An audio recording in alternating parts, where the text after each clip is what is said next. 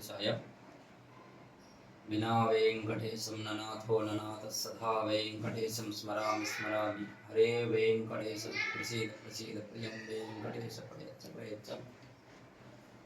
ఈ యొక్క కనకమామిడి క్షేత్రం మైనాబాద్ మండలం కనకమామిడి విలేజ్లో వెలిసినటువంటి ఈ యొక్క కనకగిరి వెంకటేశ్వర స్వామి వారు, శ్రీదేవి భూదేవి సమేత శ్రీ వెంకటేశ్వర స్వామి వారు. ఇక్కడ ఈ ఆలయం దాదాపు 400 సంవత్సరాల కిందట ఏర్పడినటువంటి ఈ యొక్క ఆలయం. స్వామి స్వయంభూ ఇక్కడ వెలిశారు. మరి ఇక్కడ ప్రతి శుక్రవారం స్వామివారికి ఉదయం 5 గంటలకు అభిషేకం ఉంటుంది. అలాగే శనివారం రోజు విశేషమైనటువంటి పుష్పాలంకరణ ఉంటుంది. స్వామి ఎంతో దేదీప్యమానంగా మనకు దర్శనమిస్తారు. అలాగే శనివారం రోజున ప్రతి శనివారం అన్నదాన కార్యక్రమం ఉంటుంది. ఆదివారం రోజున మామూలుగా అలంకరణ ఉంటారు. సోమ మంగళ బుధ వారాల్లో మామూలు తోమాల సేవ ఉంటుంది. తర్వాత గురువారం రోజు నిజపాద దర్శనం ఉంటుంది.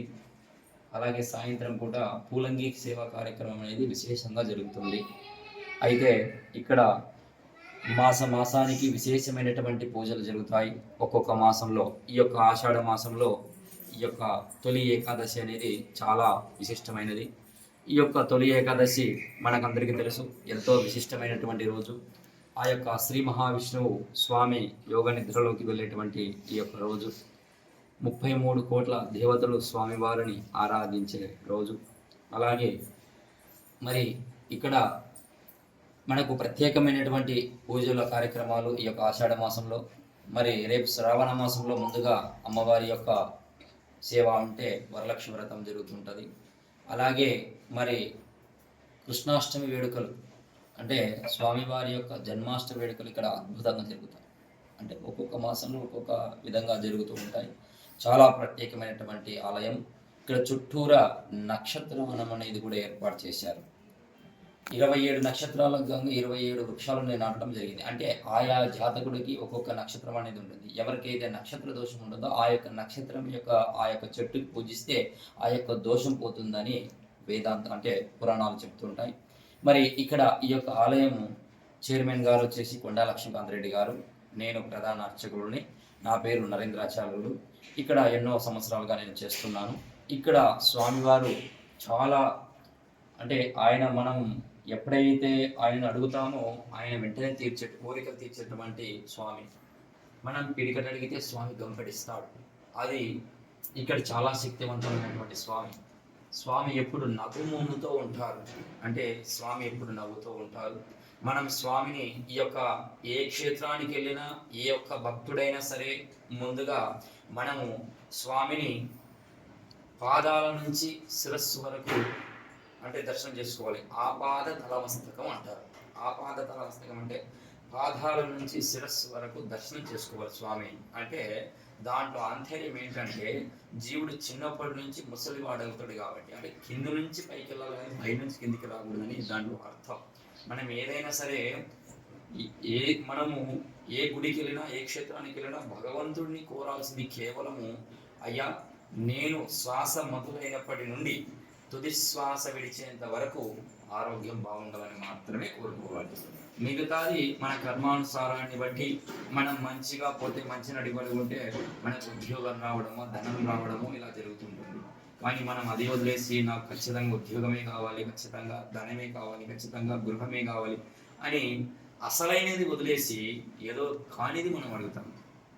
మనం చెప్తాం పురాణాల్లో, తల్లి గర్భం నుండి ధనం ఎవ్వడు తేడు, పొడమి తల్లిలోకి వెళ్ళేటప్పుడు ధనం ఎవ్వడు తీసుకెళ్ళడు అని మనకు ఆల్రెడీ మనకు తెలిసే ఉంది. మరి ఇన్ని తెలిసి కూడా మనం ఎందుకు ఇలా ఆతృత పడుతూ జీవితాన్ని ఈ యొక్క అభాగ్యం పాలు చేసుకుంటున్నాం? మనకు అన్నీ తెలుసు. అయ్యో టెన్షన్ పడితే అనారోగ్యం అవుతుంది, ఎక్కువ దుఃఖానికి చెందితే అనారోగ్యం వస్తుంది. ఇవన్నీ తెలిసి కూడా మనము ఆ యొక్క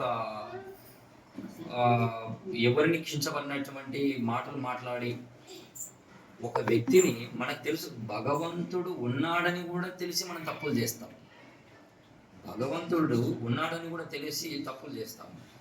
మానవుడు ఏం చేస్తాడంటే భగవంతుడు ఏం చేస్తాడు, స్వయంగా దిగొచ్చి మన అప్పులు తీర్చాడు, మన బాధలు తీర్చాడు. అంటే మనుషుడు అంటే మానవుడే మాధవుడు.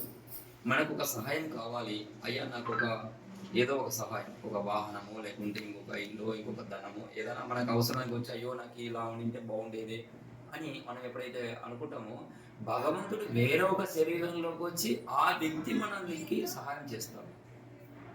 భగవంతుడు మన చుట్టే తిరుగుతుంటాడు కానీ భగవంతుడిని మనం గమనించం. ఆయన ధర్మరాజు మన కురుక్షేత్ర యుద్ధంలో అడుగుతాడు, అయ్యా భీష్మాచార్యుల వారిని అడుగుతాడు, పరమాత్ముడు ఎక్కడ ఉంటాడు, ఎవరిని కొలసాలా అని అంటారు. అప్పుడు భీష్ముడు అంటాడు ఇచ్చిన ఆయన. అప్పుడు అంటే ఏమన్నారంటే కిమేకం దైవతే లోకేకం వాప్యేకం పరాయణం అంటే కిం జన్ముచ్యతే జంతుర్ జన్మ సంసార బంధనాత్ ఈ యొక్క శాస్త్రంలో చెప్తుంది. అప్పుడు భీష్మవాచ జగత్ ప్రభం దేవదేవ మనంతం పురుషోత్తమం అంటే ఒరే పిచ్చినారా, మీ ఎదురుగే మీ పక్కనే పరమాత్ముడు ఉంటే మళ్ళీ పరమాత్ముడిని కొలసాలడుగుతారు ఏంట్రా, గుర్తించండి అంటారు. అంటే పరమాత్ముడు ఏం చెప్తాడు, భగవంతుడిగా ఫస్ట్ తల్లిగా వస్తాను, తర్వాత బాధ్యతలు చెప్పడానికి తండ్రిగా వస్తాను, ఇంకా ఆడుకోవడానికి స్నేహితులుగా వస్తాను, మంచి అంటే అన్యోన్య దాంపత్యం ఉండాలని చెప్పేసి ఒక తమ్ముడుగాను ఒక చెల్లిగాను ఈ భగవంతుడు వస్తాడు. భగవంతుడు లేడు అని మనం గుడ్డిగా ఎప్పుడైతే నమ్ముతామో ఆయన లేడే అనుకుంటాం. భగవంతుడు ఉన్నాడు అని ఎప్పుడైతే నమ్ముతామో మన జీవితం అనేది సుఖమయంగా ఉంటుంది. ఒక్కటే, ఎప్పుడైతే జీవుడు ఆత్మ పరమాత్మ ఈ యొక్క దైవ నామస్మరణంలో ఎప్పుడైతే ఉంటారో సంసారం అనేది సుఖమయంగా ఉంటుంది. ఈ రెండే గుర్తుపెట్టుకోవాలి. పుట్టినప్పటి నుంచి గిట్టేంత వరకు భగవన్ నామస్మరణ ఎవరైతే చేస్తారో వారి యొక్క మనస్సులో ప్రేమ ఆప్యాయత మంచి అనేది ఒకటి వాళ్ళ నాడిలో ప్రసరిస్తూ ఉంటుంది. ఎప్పుడైతే దైవాన్ని దూషిస్తుంటారో వాళ్ళు ఎప్పుడు రాక్షసులతోనే ఉంటుంది వాళ్ళ మనసులో.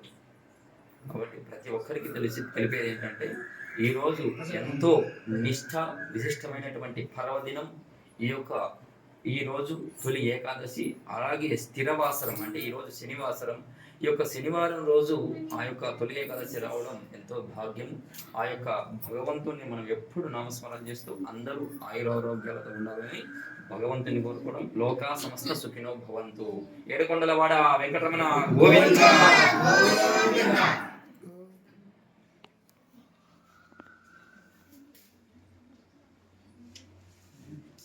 గొంతు రావట్లేదు నాకు, దాదాపు 5,000 పైన ఎక్కడ మీరు మెట్లు చూసారు కదా, మెట్ల కిందికి పోయేది లైన్ చాలా పోయింది.